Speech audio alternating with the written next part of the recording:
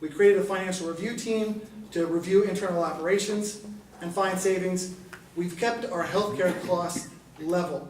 And you will hear tomorrow in the paper that we're going to be able to give our staff a decrease in their premiums. That is unheard of in modern industry. We have a staff of 500. Normally you'd be seeing 5 to 10% increases. Right now, the only way to improve our historically high bond rating is actually to improve our local economy, which is why we are taking some of our money, and instead of investing it at weak interest rates, we're investing it into the community with the IDA, hopefully to spur some growth in downtown Gettysburg and help to improve that economy and see that bond rating go up one more time. Harry? Thank you, Marty. When I came into office, the taxes on a home valued at $100,000, the county taxes, was $114. $114 on $100,000 of value. 14 years later, when I left the county, that same tax rate was $174, up from $114 to $174. Today, that tax rate on that same house is $455. $455. So when you talk about the financial health of the county, you have to also look at the financial health of the tax base and of the burdens that property owners are bearing. And today they are historically high. Part of the reason for this is because of the revaluation, which did not turn out so well and is looking worse and worse all the time. Currently, our common level ratio is below par. It's below 1. I think it's about 0.88 or 88%.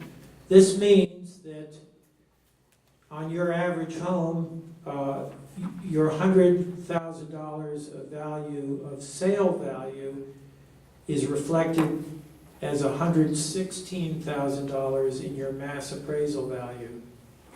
In other words, your mass appraisal value is higher than your real market value, your sales value of your home.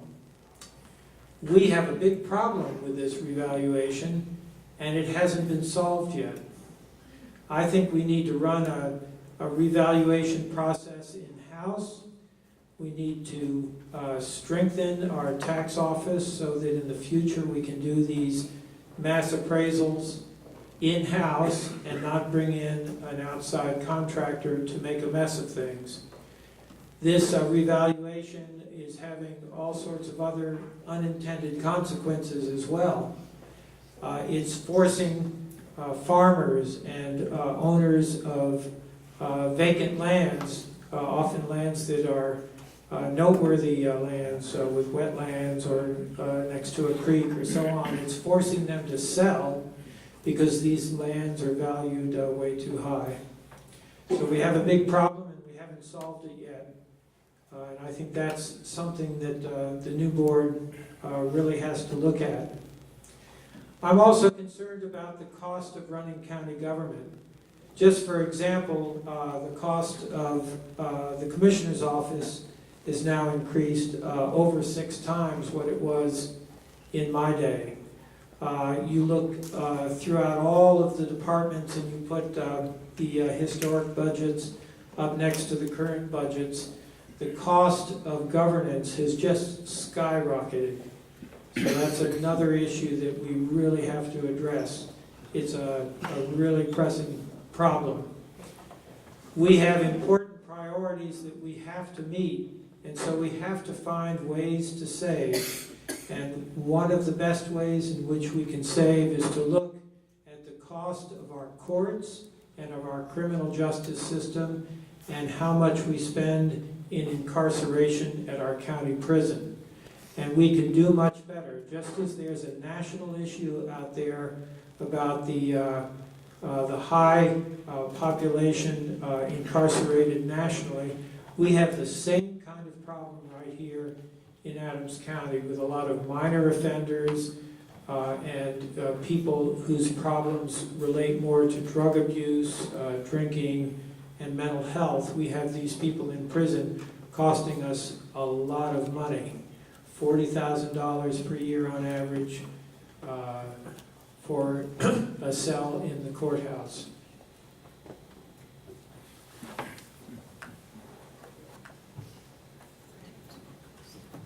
Well, we've reached the time for closure. I'd like to have each of you gentlemen give us a closure statement. Now, in order to be fair, since we started with Randy, if you don't mind, I'll start with you, Harry, for closure. Well, thank you very much. It's been a pleasure. As Marty said, there's no practicum that you can take in order to prepare yourself to be a county commissioner. You have to really learn on the job. I learned on the job, and virtually everything that we see working today, all of the issues, much of the built infrastructure, some of the progress that we're building on today was achieved during the 3.5 boards, you might say, in which I served, or upon which I served. I've had experience in everything, from building a prison to turning our agricultural land program into a statewide award-winning program, to doing the first GIS mapping in the county, to creating the first IT department, to launching the first website, to modernizing the 911 center, to running a very successful economic development program that built the Adams Commerce Center and attracted Pella Windows here. The list goes on, so there's no need to go through that. I do have a CV or a bio in back if anybody would like to pick it up. That goes into some more detail. So what are my major issues? My major issues are we need to have depth of experience in the courthouse on this new board, which I can bring. We need to go back to basics in terms of our planning and our resource management. And this is because, above all, we need to protect and preserve our quality of life, because our quality of life is everything. It means the success of our businesses. It means our ability to compete in a national and a global economy. Quality of life is really our strong suit, and it's something we have to preserve. We have to tighten up our administration and bring down the cost of government. We have to recreate in the county a family-friendly environment, an environment where employees feel safe, empowered, and not constantly threatened.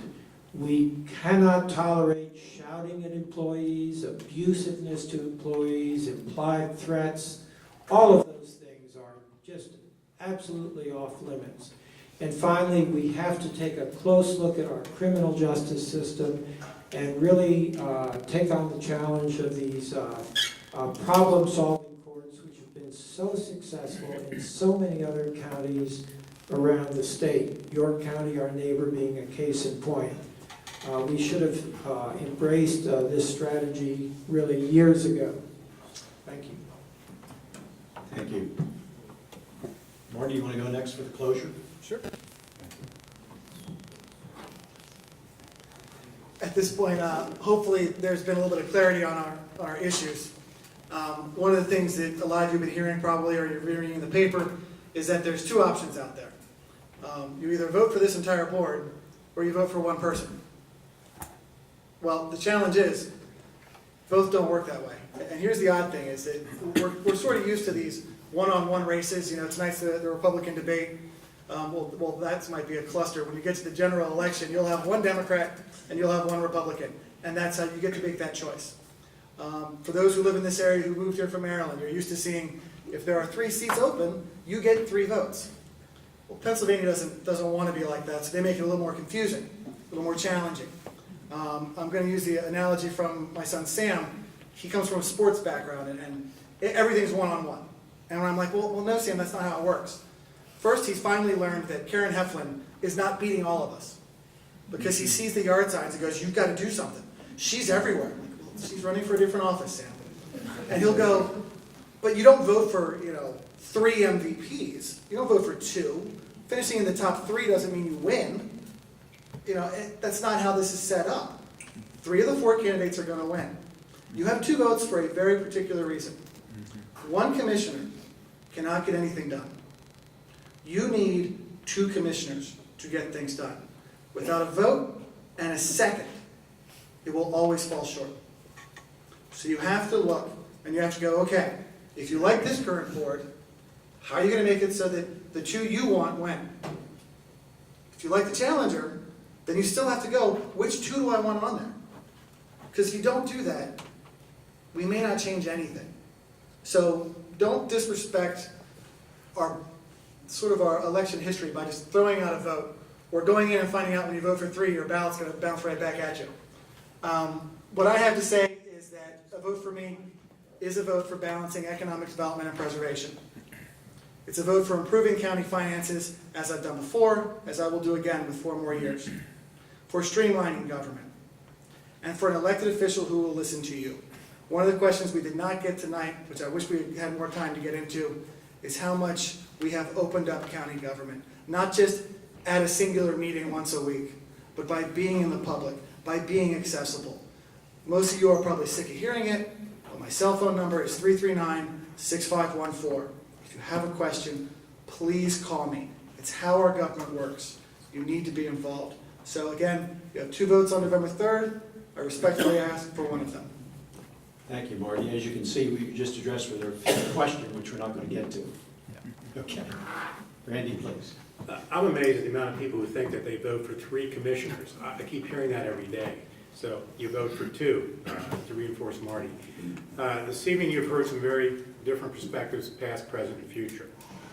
When it comes to current and future vision, I can tell you the vast majority of Adams County residents tell me they think this board is doing a good job and we get things done, and please don't turn into Washington, D.C. or Harrisburg at budget time.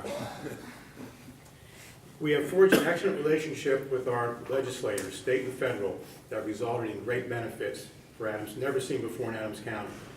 You've already heard a long laundry list of initiatives completed in 1 term that have resulted in significant benefits to Adams County residents.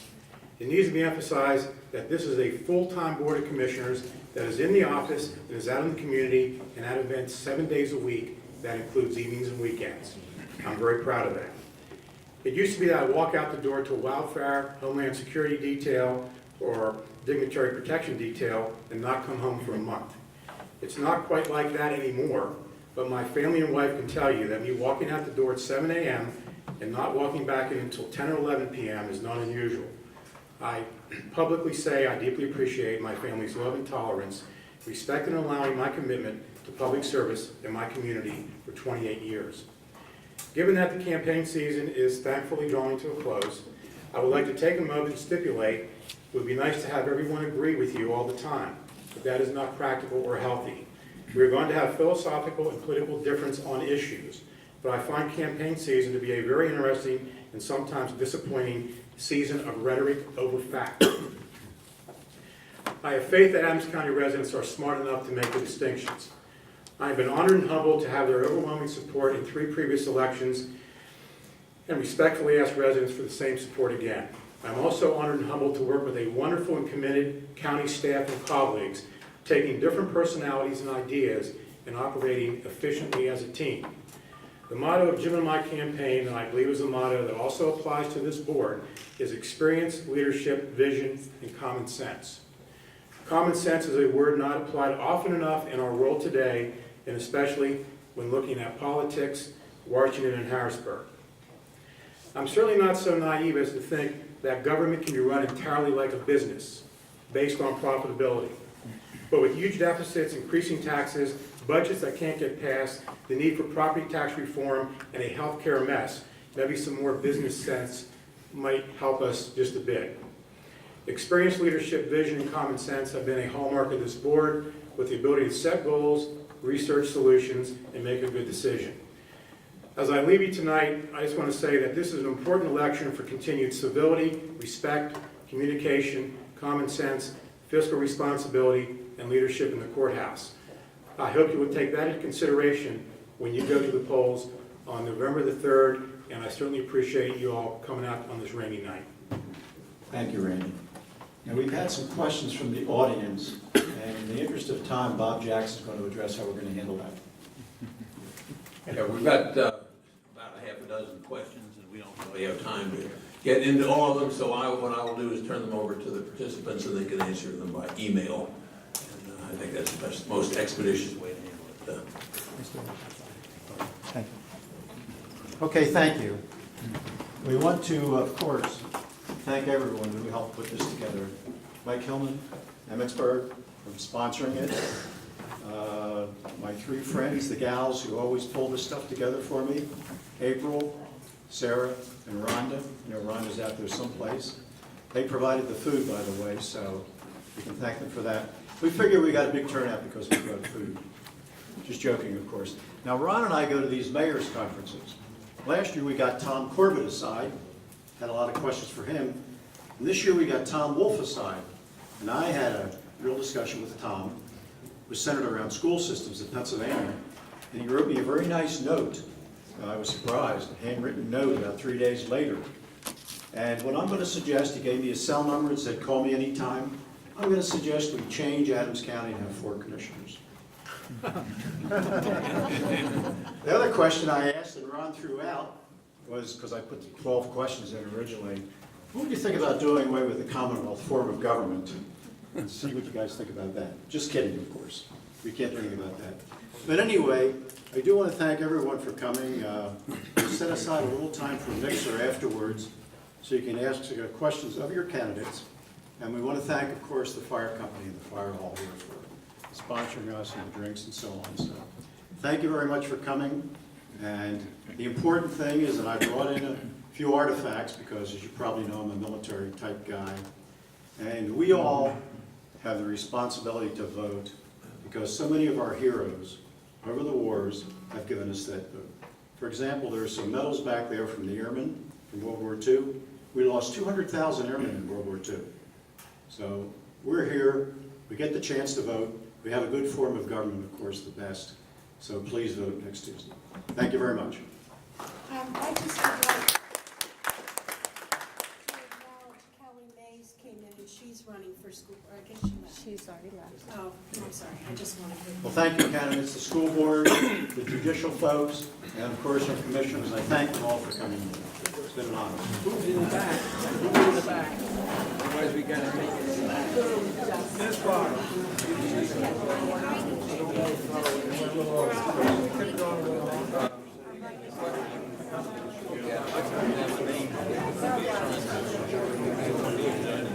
Borough Council. You can take that.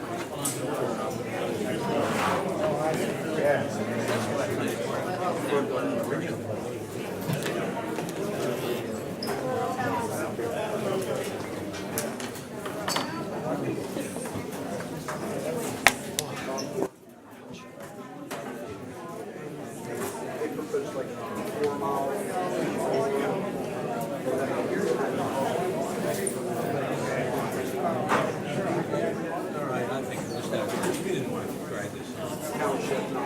Great job.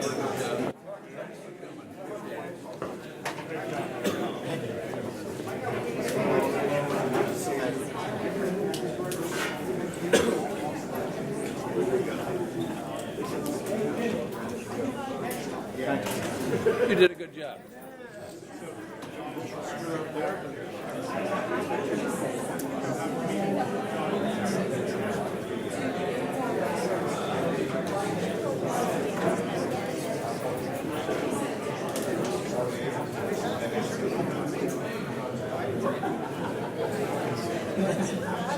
Charlie, I'll let you turn this thing off. I can't seem to get it off.